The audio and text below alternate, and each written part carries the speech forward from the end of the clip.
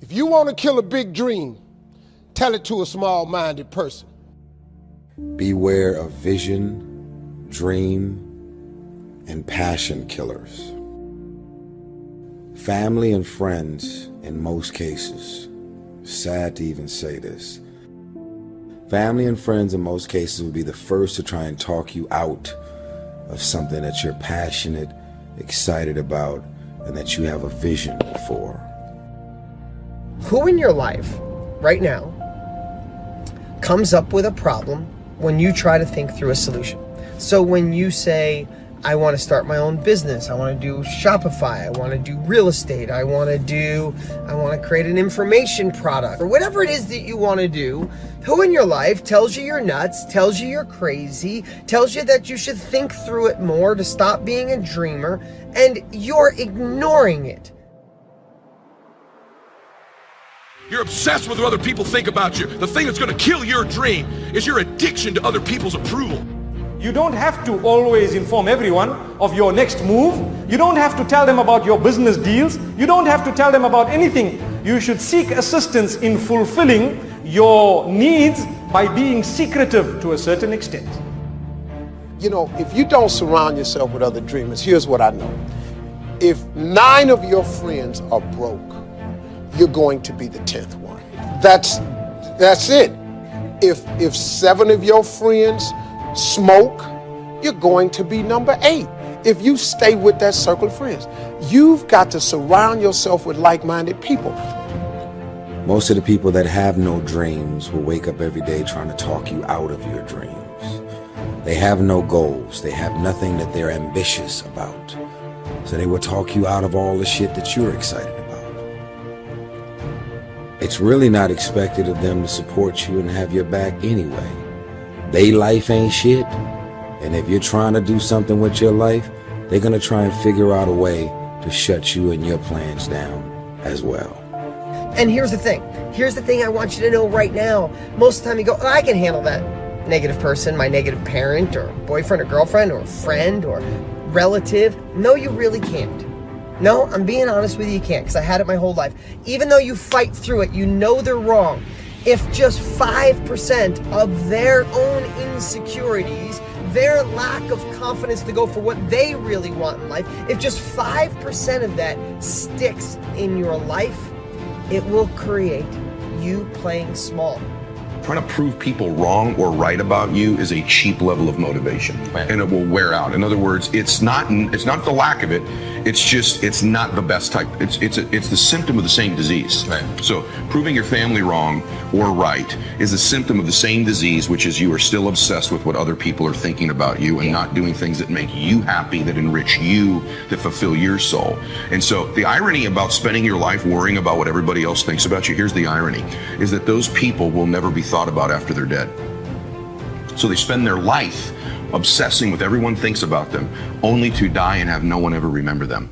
Because people that are so obsessed with what other people think about them never really ever fulfill their potential. So once you can drop that addiction, whether it's friends, strangers, or your parents, and you begin to do things that fulfill you, that make you happy, that change other people's lives by your contribution, now you can be remembered. Now your life echoes into eternity, even if it was a quiet life. Now, Albert Einstein had a quote. He said, imagination is everything. It's the preview to life's coming attractions. This is important information. Now, let me tell you the problem with your imagination.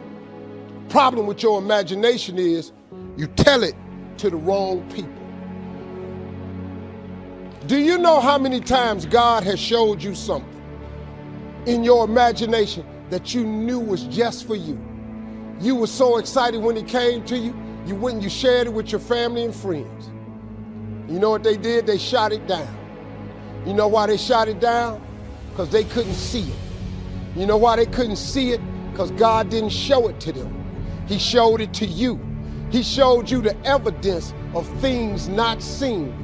See, you gotta be careful when you share your imagination with small-minded people. Nobody else can see your imagination but you. If you just make a decision, it can be sometimes the day that starts you on a brand new journey. Maybe a decision you've postponed, and now you understand the penalty of postponing that decision. You've got to do something, and finally you come to the conclusion, today is the day. I now decide. And whether you decide on a new direction, whether you decide to act when before you haven't acted, deciding can be such an incredibly important, very exciting, inspirational day. So that can be an incredible source of inspiration. Now, if you don't follow through, it's not going to last all that long. If you decide and then, postpone and you decide, but you still don't get to it for a week or a month or a year, soon all that energy and that source of inspiration is all dissipated. So deciding is inspiring, but not for that long. But once you decide, it can be a very powerful day. But now, of course, now you must follow through. Everything I've ever done started with a fear. But the best way for me to overcome fear is the dream has to be bigger than the fear. That's the only way you turn around and run at it. I just want something so great. I aim for stuff so big that the dream is bigger than the fear. You cannot believe what can happen to your self-esteem. And many of you have already experienced it. I'm just asking you to begin something new in all the areas of your life.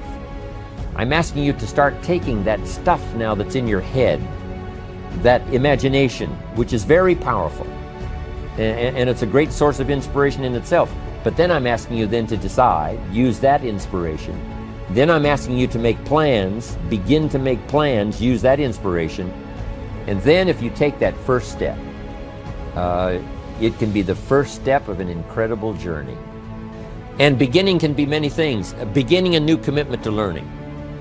You say, I'm going to have a library second to none, and I bought the first book of my new library today. I'm going to be surrounded by information and inspiration. I've gotten started. This is just the first of many, many books. This is the first of a whole flow of information for me. This is the first time. Remember that. Beginning is a fantastic source of inspiration. Planning is an incredible source of inspiration. Deciding is an unbelievable source of inspiration. But now beginning only lasts so long. Progress. One of the greatest sources of inspiration is progress.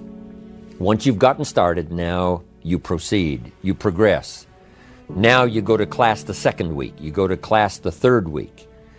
But it's not only progressing in terms of time, it's progressing in terms of what you're learning, progressing in terms of getting the information that you hadn't discovered before. Now you're excited about that. When you start jogging around the block, and at first it's a little difficult, and then it's 2 blocks, and then you go around 4 or 5 times. But then you notice you're breathing easier.